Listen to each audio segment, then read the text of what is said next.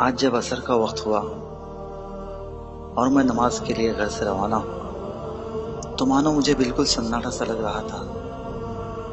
न जाने क्यों कानों में कुछ अभी अभी सुनी आवाज गूंज रही थी, मानो आंखों के सामने कुछ ऐसे मंजर है जो मुझे बहुत अच्छे लग रहे थे। और जब रास्ते में बाजार से होते हुए गुजरा तो जैसे लग रहा हो कुछ कमी सी आ गई है और सभी ने कुछ खो लिया हो। रास्ते पर लगे ठेलों में सामान कम थे, फ्रूट्स बेचने वालों की आवाज में वो ताकत न थी। और जैसे मैं वजू करने लगा तो लगा कि पानी के साथ आंखों में आंसू भी है। और फिर जब नमाज हुई तो मानो मुझे लग रहा था कि मैं आज अपने आप को तन्हा पा रहा हूं, और अपने रब से दुआएं करने लगा कि मुझे सब्र करने की तौफीक दे। पता नहीं चल रहा था कि आंखों से आंसू इस कदर क्यों आ रहे हैं। मुझे कुछ बहुत ही अजीज चीज के खो जाने का डर सताया जा रहा था, पर मैं समझ नहीं पा रहा था कि वो क्या चीज है। फिर जब नमाज बाद इमाम ने कल सुबह ईद की नमाज का वक्त ऐलान किया तो अचानक ऐसा लगा जैसे मेरे ऊपर किसी ने कोई भारी सामान रख दिया हो, और मैं बिल्कुल निराश हो गया। फिर सोचा ये मेरे साथ क्या हो रहा है। ईद का दिन आने पर तो बहुत खुश होना चाहिए, फिर ये मुझे क्यों बिल्कुल निराश कर रहा है। और यही सोचते हुए जब मैं मस्जिद से बाहर निकलने लगा तो मेरा दिल बिल्कुल डूबने लगा और मैं दुआएं करने लगा। तो अचानक मुझे एहसास हुआ कि ये कोई और बात न थी बल्कि रमज़ान के इस आखिरी दिन के जाने का गम सताया जा रहा था मुझे। और फिर मेरी नज़रों के सामने वो सारे मंजर आने लगे कि किस तरह मैंने इस महीने सारे नमाजों को वक्त पर जमात के साथ पढ़ा।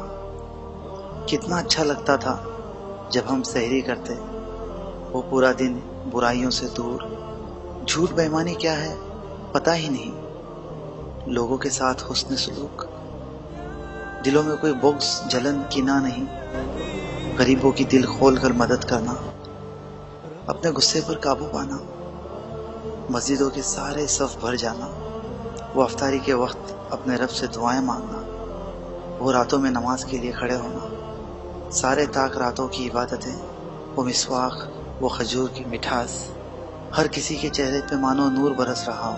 पूरा का पूरा माहौल अल्लाह की रहमत और बरकतों में डूबा हुआ। यही वो कीमती चीजें थी, बस फिर एक लंबे वक्त के लिए मुझसे दूर होने जा रही थी। ये रहमतों वाला महीना मुझसे अलविदा कहने जा रहा था और मैं इसे रोक भी नहीं सकता था। पर क्यों ऐसा मेरे साथ इस साल हो रहा था। और मैं अल्लाह से दुआ करने लगा,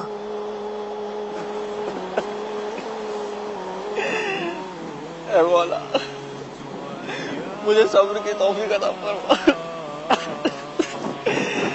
ऐ मौला मुझे सब्र की तौफीक अता फरमा।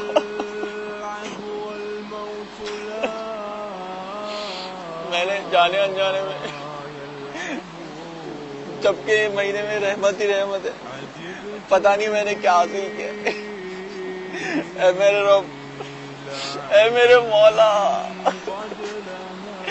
मुझे माफ फरमा दे।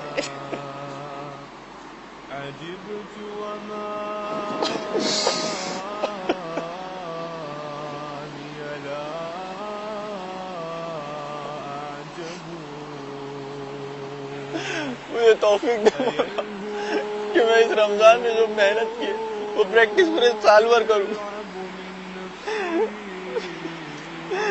मौला मैं पता नहीं अगला रमजान पा लूं। मुझे पता नहीं मैं अगले रमजान तक बचूं या ना बचूं। मौला इस आखिरी लम्हात में मेरी दुआ को कबूल कर ले।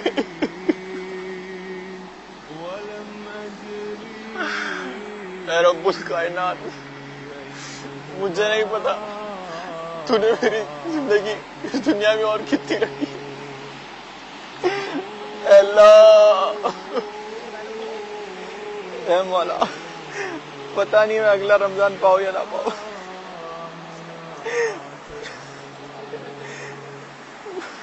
مغفرت کر دے، مجھے مغفرت کر دے،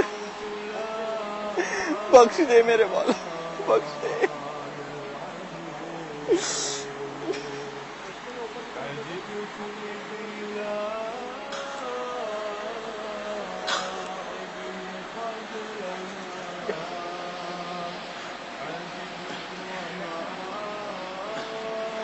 اس دعا کے بعد میرے دل کا بوجھ تھوڑا ہلکا ہو گیا اور میں افطاری کے لیے گھر کی اور روانہ ہوا، اور پھر میرے دل میں یہ بات آنے لگی کہ کیا یہ احساس میرے ساتھ ہمیشہ رہے گا؟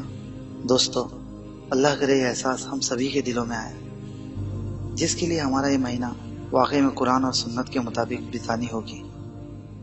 اگر ہم نے پوری کوشش کی تو ضرور ہمیں اس مہینے کے جانے کا غم ہوگا۔ دوستو، اس سے پہلے کہ مہینہ ختم ہو، آپ ابھی سے تیاری کر لیں۔ ایک ہفتے، ایک ایک دن، ہر ایک لمحات گزرتی چلی جا رہی ہے، اور ہم یہ سوچ کر رہ جائیں گے کہ اب کروں گا، تب کروں گا، پر کسے پتا کہ اسے کتنے روزے ملتے ہیں، اور اگر پورے مل بھی جائے تو کیا اگلے سال کا رمضان ملتا ہے یا نہیں۔